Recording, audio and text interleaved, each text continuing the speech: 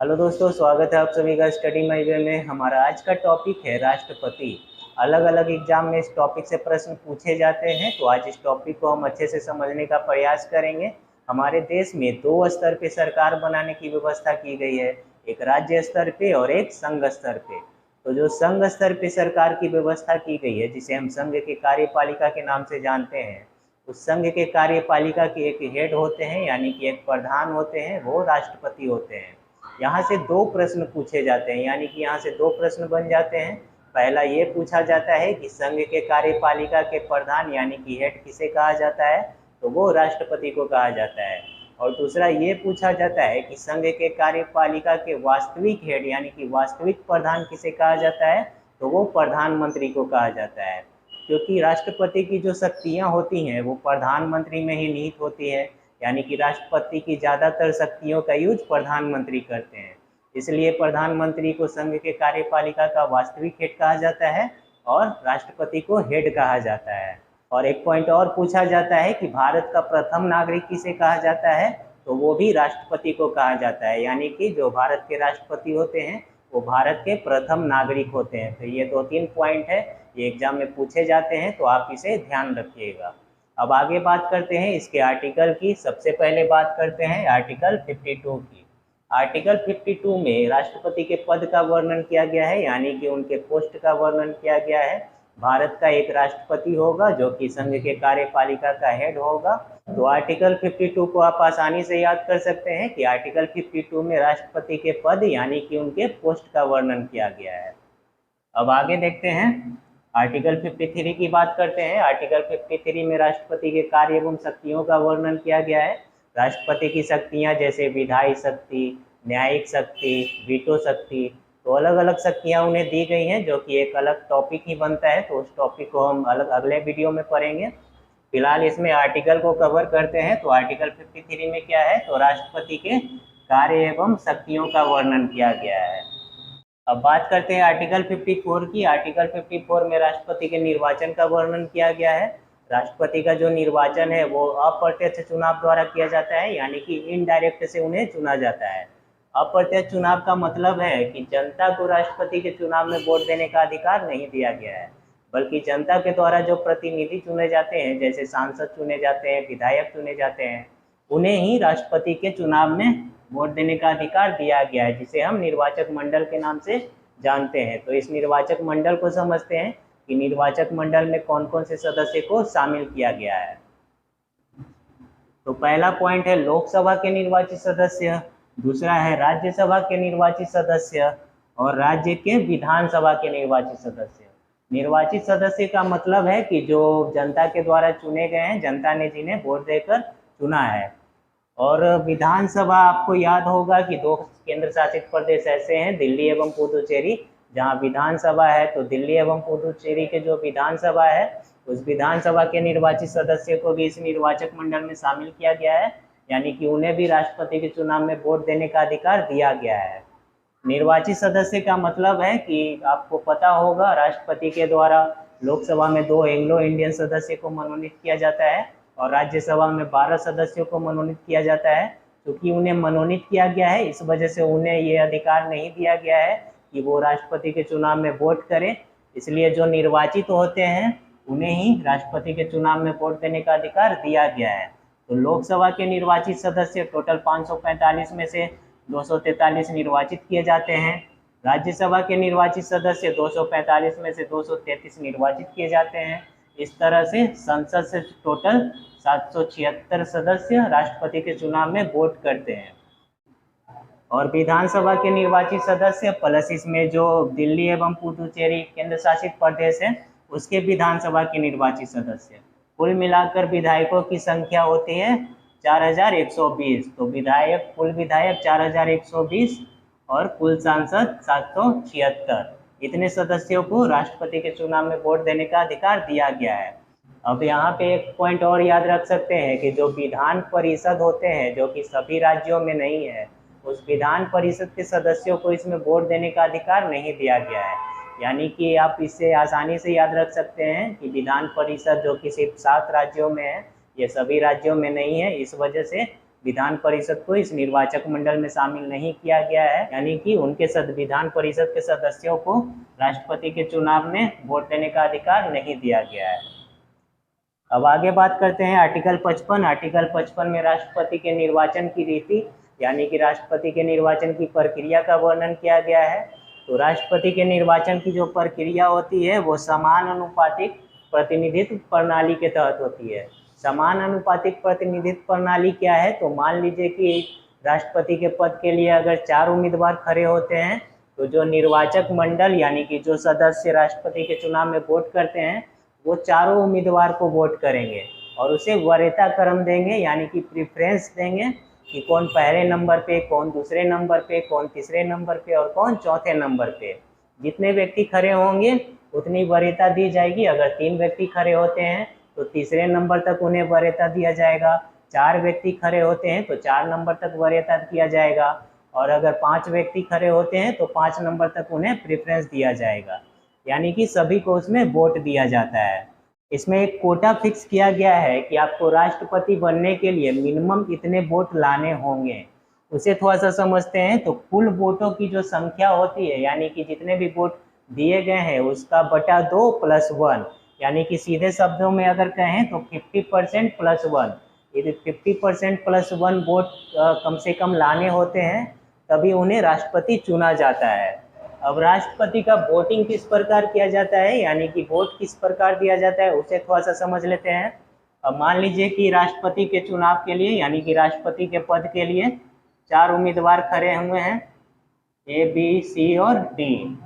तो हम चाहते हैं कि C राष्ट्रपति बने तो C को हम पहला प्रेफरेंस देंगे। अगर C भी ना बने तो D बने तो D को दूसरा प्रेफरेंस देंगे। अगर D भी ना बने तो B बने तो इसे तीसरा प्रेफरेंस। अगर D भी नहीं बनता है तो कम से कम A राष्ट्रपति बने तो इसे चौथा प्रेफरेंस। इसी तरह से जितने भी सदस्य हैं वो सभी को इसी तरह से प्रेफरेंस देंगे, यानी कि सभी को वोट करेंगे और फिर बाद में प्रथम चरण की मतगणना होगी और प्रथम चरण में सबसे पहले उसे काउंट किया जाएगा जिसे पहली वरीयता मिली है, यानी कि पहला प्रेफरेंस मिला है। और अगर पहले चरण में ही वो 50% + 1 या इससे ज़्यादा जितने भी प्राप्त कर लेते हैं तो उन्हें राष्ट्रपति चुन लिया जाएगा। और अगर इतने प्राप्त नहीं करते हैं तो दूसरे चरण की मतगणना होगी और दूसरे चरण की मतगणना में जिसे सबसे कम वोट मिलता है उसे हटा दिया जाता है और दूसरे चरण की मतगणना में जिसे दूसरी वरीयता दी गई है उसे काउंट किया जाता है। और दूसरी चरण की मतगणना में दूसरी वरीयता में जो 50% + 1 या फिर इससे ज़्यादा प्राप्त कर लेते हैं तो वो उन्हें राष्ट्रपति चुन लिया जाता है। अगर उसमें भी नहीं चुने गए तो तीसरे चरण की मतगणना होगी। अगर तीसरे में भी नहीं चुने गए तो लास्ट चौथे चरण तक मतगणना होगी और चौथे चरण तक कोई ना कोई राष्ट्रपति चुन लिए जाएंगे। अब यहाँ पे आपके मन में एक सवाल आता होगा कि अगर चौथे चरण तक में भी किसी को इतने वोट नहीं मिल पाए तो क्या होगा। तो हालांकि राष्ट्रपति का जो मतदान है वो गुप्त तरीके से होता है और सभी पार्टियों में ये तय रहता है कि किन्हें राष्ट्रपति बनाना है, किन्हें पहली वरीयता देनी है ताकि वो राष्ट्रपति बन सके। इसलिए इसमें इतने लंबे चरण तक मतगणना नहीं होती है। पहले चरण में ही राष्ट्रपति चुन लिए जाते हैं, यानी कि पहले चरण की मतगणना में ही उन्हें इतने वोट मिल जाते हैं कि वो राष्ट्रपति चुन लिए जाते हैं। बस एक बार दूसरे चरण की मतगणना में आपको याद होगा वीवी गिरी जो दूसरे चरण की मतगणना में चुने गए थे, ये भी एक ऑब्जेक्टिव के तौर पे आपसे पूछा जाता है, तो इस पॉइंट को याद रखिएगा। और इस कोटा को भी कई बार पूछा गया है कि कुल कितने मतों की जरूरत पड़ती है। तो कुल वोटों की जो संख्या होती है यानी कि जितने वोट दिए जाते हैं उसका बटा 2 + 1 यानी कि 50% + 1। तो इतने वोट अगर कोई प्राप्त कर लेते हैं तो वो राष्ट्रपति चुन लिए जाते हैं। अब आगे एक पॉइंट देखते हैं कि जितने भी सांसद हैं 776 और जितने भी विधायक हैं 4120, इन सबके जो वोट वैल्यू होते हैं यानी कि जो वोटों की संख्या होती है उसे बराबर किया जाता है, यानी कि सभी विधायक और सभी सांसद के जो वोट वैल्यू होते हैं वो इक्वल होते हैं। इसके लिए एक विधायक का वोट वैल्यू निकाला जाता है और फिर एक सांसद का वोट वैल्यू निकाला जाता है। तो सबसे पहले देखते हैं कि विधायक का वोट वैल्यू कैसे निकाला जाता है। तो विधायक का वोट वैल्यू निकालने के लिए उस राज्य की कुल जनसंख्या बटे में उस राज्य के विधानसभा के कुल निर्वाचित सदस्य, यानी कि एक एमएलए का वोट वैल्यू निकालने के लिए उसके राज्य की कुल जनसंख्या बटे में उस राज्य के विधानसभा के कुल निर्वाचित सदस्य गुने 1/1000, ताकि इस आंकड़े को छोटा किया जा सके। इस तरह से एक विधायक के वोट वैल्यू निकाले जाते हैं और एक विधायक के वोट वैल्यू निकालने के बाद उस राज्य के जितने भी विधानसभा के निर्वाचित सदस्य हैं उसे गुना कर दिया जाता है, तो उस राज्य से वोट वैल्यू निकल कर सामने आते हैं। यानी कि एक राज्य से वोटों की संख्या जो सामने आएगी वो इस तरीके से आती है। अब इसके बाद एक सांसद का वोट वैल्यू कैसे निकालते हैं वो देख लेते हैं। तो एक सांसद का वोट वैल्यू निकालने के लिए कुल विधायकों की वोटों की संख्या, यानी कि जितने भी राज्य के विधायक हैं और जो 2 केंद्र शासित प्रदेश के विधायक हैं दिल्ली एवं पुदुचेरी के, उसके वोटों की संख्या यानी उनके द्वारा जो वोट दिए गए हैं उसकी संख्या बटे में कुल निर्वाचित सांसद की संख्या यानी कि एमपी की संख्या, और इसमें कोई अलग से गुना भागा नहीं किया गया है। तो कुल एमएलए के मतों की संख्या यानी कि कुल उनके वोटों की संख्या और कुल निर्वाचित सांसदों की संख्या, और इसे अगर काटा जाता है तो एक सांसद का वोट वैल्यू 708 होता है। इसी तरह से अगर उसे 776 से कैलकुलेट करें तो लगभग सारे सांसद का वोटों की जो गिनती होती है वो लगभग 5 लाख के करीब होती है, और 5 लाख के करीब सांसदों की वोटों की संख्या होती है और 5 लाख के लगभग ही विधायकों के वोटों की संख्या होती है। इस तरह से राष्ट्रपति के चुनाव में कुल 10 लाख के करीब वोट दिए जाते हैं। तो इस पॉइंट को आप समझ गए होंगे कि एक विधायक का वोट वैल्यू कैसे निकालते हैं और कैसे एक सांसद का वोट वैल्यू निकालते हैं, और कुल मिलाकर कैसे उनके वोटों को इक्वल किया जाता है। अब आगे एक पॉइंट और है, एकल हस्तांतरणीय या फिर एकल संक्रमणीय मत पद्धति, जिसे इंग्लिश में हम लोग सिंगल ट्रांसफरेबल वोटिंग सिस्टम भी कहते हैं। तो इस एकल हस्तांतरणीय या फिर एकल संक्रमणीय मत पद्धति का मतलब ये होता है कि एक व्यक्ति अपने पूरे विधानसभा क्षेत्र के जनता की ओर से राष्ट्रपति के चुनाव में वोट डालता है, यानी कि राष्ट्रपति का चुनाव करता है। तो उसे हम लोग एकल हस्तांतरणीय यानी कि सिंगल ट्रांसफरेबल वोटिंग सिस्टम कहते हैं। अब बात करते हैं आर्टिकल 56। आर्टिकल 56 में राष्ट्रपति के पदावधि यानी कि राष्ट्रपति के कार्यकाल का वर्णन किया गया है। तो राष्ट्रपति का जो कार्यकाल होता है वो 5 वर्ष का होता है। जिस दिन वे शपथ ग्रहण करते हैं उसी दिन से उनका कार्यकाल शुरू हो जाता है और अगले 5 वर्ष तक वो राष्ट्रपति के पद पे कार्य करते हैं, यानी कि राष्ट्रपति के पद पे बने रहते हैं। उनका कार्यकाल 5 वर्ष का होता है, पर वे अपनी स्वेच्छा से चाहें तो इस बीच इस्तीफा सौंप कर वो इस पद से हट सकते हैं, या फिर अचानक उनकी मृत्यु हो जाती है तो ऐसे कंडीशन में जो उपराष्ट्रपति होंगे वो राष्ट्रपति के पद पे कार्य करते हैं और 6 महीने के अंदर ही एक राष्ट्रपति का चुनाव करवा लिया जाता है और एक नए राष्ट्रपति को चुन लिया जाता है, और जो उपराष्ट्रपति जो कि राष्ट्रपति के पद पे कार्य करते हैं उन्हें वापस उपराष्ट्रपति के पद पे भेज दिया जाता है। और यदि उपराष्ट्रपति भी ना हो तो जो सुप्रीम कोर्ट के मुख्य न्यायाधीश होते हैं वो राष्ट्रपति के पद पे कार्य करते हैं। यानी कि मान लीजिए कि अगर राष्ट्रपति इस्तीफा देकर हट गए या फिर राष्ट्रपति का अचानक मृत्यु हो गया और उस समय उपराष्ट्रपति भी ना हो, तो ऐसे कंडीशन में राष्ट्रपति के पद पे कौन कार्य करेंगे? तो जो सुप्रीम कोर्ट के मुख्य न्यायाधीश होंगे वो राष्ट्रपति के पद पे कार्य करते हैं। आपको 1969 में याद होगा कि हमारे भारत के जो तीसरे राष्ट्रपति थे डॉक्टर जाकिर हुसैन, उनके कार्यकाल के दौरान ही मृत्यु हो गई थी और उस समय जो उपराष्ट्रपति थे वीवी गिरी वे इस्तीफा दे दिए थे क्योंकि उन्हें राष्ट्रपति का चुनाव लड़ना था। तो ऐसे में उपराष्ट्रपति का पद भी खाली था और राष्ट्रपति का पद भी खाली था। तो उस कंडीशन में जो सुप्रीम कोर्ट के मुख्य न्यायाधीश थे एकमात्र जिनका नाम था मोहम्मद हिदायतुल्लाह, उन्हें मौका मिला था राष्ट्रपति के पद पे कार्य करने का। तो मोहम्मद हिदायतुल्लाह एकमात्र ऐसे मुख्य न्यायाधीश थे जिन्हें राष्ट्रपति के पद पे कार्य करने का मौका मिला था। अब आर्टिकल 57 को देखते हैं। आर्टिकल 57 में पुनर्निर्वाचन का वर्णन किया गया है। पुनर्निर्वाचन का मतलब है कि कोई व्यक्ति कितनी बार राष्ट्रपति बन सकता है, तो इसकी कोई सीमा निर्धारित नहीं की गई है, यानी कि नो लिमिट। आप जितनी बार चाहे उतनी बार राष्ट्रपति बन सकते हैं, आप जितनी बार जीतेंगे उतनी बार आप राष्ट्रपति बन सकते हैं। यूएसए या फिर अन्य देशों में ऐसा है कि आप 2 बार से ज़्यादा राष्ट्रपति नहीं बन सकते हैं, पर भारत में ऐसा नहीं है। भारत में कोई सीमा निर्धारित नहीं की गई है, आप जितनी बार राष्ट्रपति के चुनाव जीत सकते हैं उतनी बार आप राष्ट्रपति बन सकते हैं। तो आर्टिकल 57 पुनर्निर्वाचन का मतलब समझ गए होंगे कि पुनर्निर्वाचन क्या होता है। अब बात करते हैं आर्टिकल 58। आर्टिकल 58 में राष्ट्रपति की योग्यता का वर्णन किया गया है, यानी कि एक राष्ट्रपति बनने के लिए क्या क्या योग्यता होनी चाहिए। तो उसी पॉइंट को देखते हैं। तो पहला पॉइंट है भारत का नागरिक होना चाहिए। भारत का नागरिक ये सब में लागू होता है, चाहे आप प्रधानमंत्री का चुनाव लड़िए, आप विधायक का चुनाव लड़िए, आप सांसद का चुनाव लड़िए, या फिर आप मुखिया का चुनाव लड़ते हैं, सब में ये पहला कंडीशन यही होता है कि वो भारत का नागरिक होना चाहिए। दूसरा पॉइंट क्या है, तो 35 वर्ष आयु पूरा कर चुका हो, यानी कि राष्ट्रपति बनने की जो मिनिमम एज सीमा है वो 35 वर्ष है। और यहीं अगर मैक्सिमम एज सीमा पूछी जाए तो वो निर्धारित नहीं की गई है। आप अगर 150 साल तक जीते हैं तो आप उस समय भी राष्ट्रपति का चुनाव लड़ सकते हैं। अब जीते या ना जीते वो अलग बात है, लेकिन जो मैक्सिमम सीमा है वो निर्धारित नहीं की गई है। मिनिमम सीमा कितनी होनी चाहिए उम्र सीमा, तो 35 वर्ष। 35 वर्ष से पहले आप राष्ट्रपति का चुनाव नहीं लड़ सकते हैं। तीसरा पॉइंट क्या है, तो लोकसभा सदस्य बनने योग्य हो, जीते या ना जीते वो अलग बात है, पर लोकसभा सदस्य बनने योग्य हो। चौथा पॉइंट है लाभ के पद पे नहीं होने चाहिए। लाभ का पद का मतलब है कि सरकारी नौकरी में नहीं होने चाहिए, क्योंकि सरकारी नौकरी के पद को लाभ का पद माना जाता है। और जो राज्यपाल का पद होता है, विधायक का पद होता है, सांसद का पद होता है, उसे लाभ का पद नहीं माना जाता है।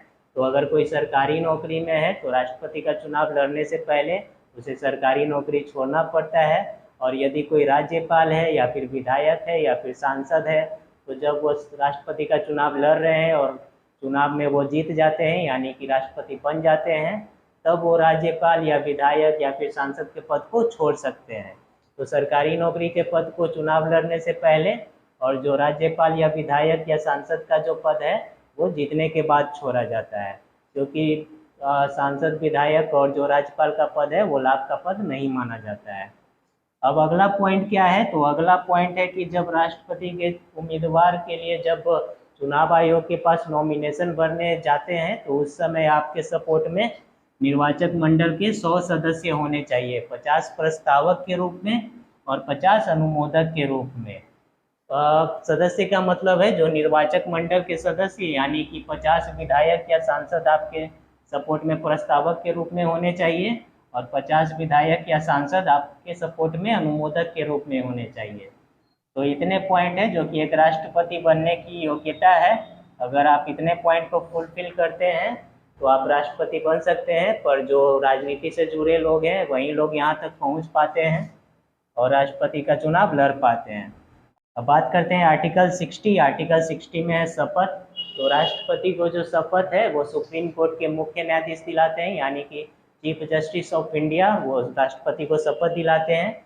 और अगर सुप्रीम कोर्ट के मुख्य न्यायाधीश उस समय अवेलेबल नहीं है, वो छुट्टी पे हैं, तो सुप्रीम कोर्ट के जितने भी जज हैं उसमें से जो वरिष्ठ न्यायाधीश होंगे, यानी कि जो उम्र में सबसे ज़्यादा होंगे, जिनकी उम्र सबसे ज़्यादा होगी, वो राष्ट्रपति को शपथ दिलाएंगे।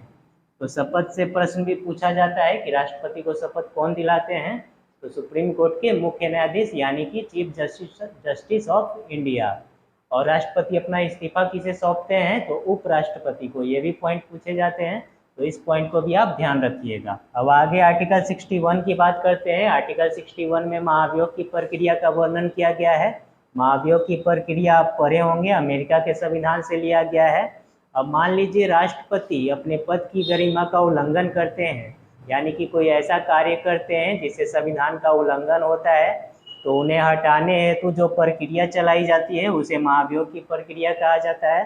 तो इस महाभियोग की प्रक्रिया को संसद के किसी भी सदन में लाया जाता है, यानी कि राष्ट्रपति पर जो महाभियोग चलाया जाता है उसका प्रस्ताव लोकसभा में भी लाया जा सकता है या फिर राज्यसभा में भी लाया जा सकता है। अगर पहले लोकसभा में लाया जाता है तो लोकसभा के 1/4 सदस्य राष्ट्रपति को 14 दिन पहले लिखित सूचना देंगे कि आपके विरुद्ध महाभियोग का प्रस्ताव लाया जा रहा है। अगर राज्यसभा में पहले लाया जाता है तो राज्यसभा के 1/4 सदस्य भी 14 दिन पहले राष्ट्रपति को लिखित सूचना देंगे कि आपके विरुद्ध महाभियोग का प्रस्ताव लाया जा रहा है। अगर सूचना मिलने के बाद अगर राष्ट्रपति अपनी स्वेच्छा से इस्तीफा देकर हट जाते हैं उस पद से, तब प्रस्ताव नहीं लाया जाएगा। लेकिन अगर राष्ट्रपति नहीं हटते हैं तो प्रस्ताव लाया जाता है। और यदि लोकसभा में पहले लाया जाता है तो लोकसभा के मिनिमम 2/3 सदस्य इसे पास करके राज्यसभा में भेजेंगे और राज्यसभा में भी यह 2/3 से पास होगा और राष्ट्रपति को हटा दिया जाएगा। और यही यदि राज्यसभा में पहले लाया जाता है तो राज्यसभा के 2/3 सदस्य इसे पास करके लोकसभा में भेजेंगे और लोकसभा में भी 2/3 के बहुमत से इसे पास कर दिया जाएगा। इस तरह से दोनों सदनों में यह 2/3 बहुमत से पास हो जाता है और इसके बाद राष्ट्रपति को हटा दिया जाता है। तो ये महाभियोग की प्रक्रिया एकमात्र ऐसी प्रक्रिया है जिससे राष्ट्रपति को हटाया जा सकता है। तो इस प्रक्रिया को आप समझे होंगे कि इसे कैसे लाया जाता है और इसमें क्या कंडीशन है। अब एक पॉइंट आप और याद रख सकते हैं कि जो राष्ट्रपति का चुनाव है उस चुनाव में अगर किसी तरह का विवाद होता है तो उसे सिर्फ सुप्रीम कोर्ट में ही सुलझाया जा सकता है। और एक होता है जमानत राशि। जमानत राशि जो कि राष्ट्रपति के चुनाव में 15,000 की जमानत राशि होती है जो कि आरबीआई के पास जमा किया जाता है। और यदि कुल वोट का कोई उम्मीदवार 1/6 प्राप्त नहीं कर पाता है तो उसकी जमानत राशि जब्त कर दी जाती है, यानी कि उनकी जमानत राशि को जब्त कर लिया जाता है। कुल वोट का 1/6 मान के चलिए कि कुल 60 वोट है तो कम से कम 1/6 यानी कि कम से कम आपको 10 वोट प्राप्त करना है, यानी कि आप जीते या ना जीते लेकिन कम से कम 1/6 आप कुल मतों का 1/6 आपको लाना है। और यदि आप इतना ले आते हैं तो आपकी जमानत राशि को लौटा दिया जाएगा और यदि आप इतना नहीं ला पाते हैं तो आपकी जमानत राशि को जब्त कर लिया जाता है।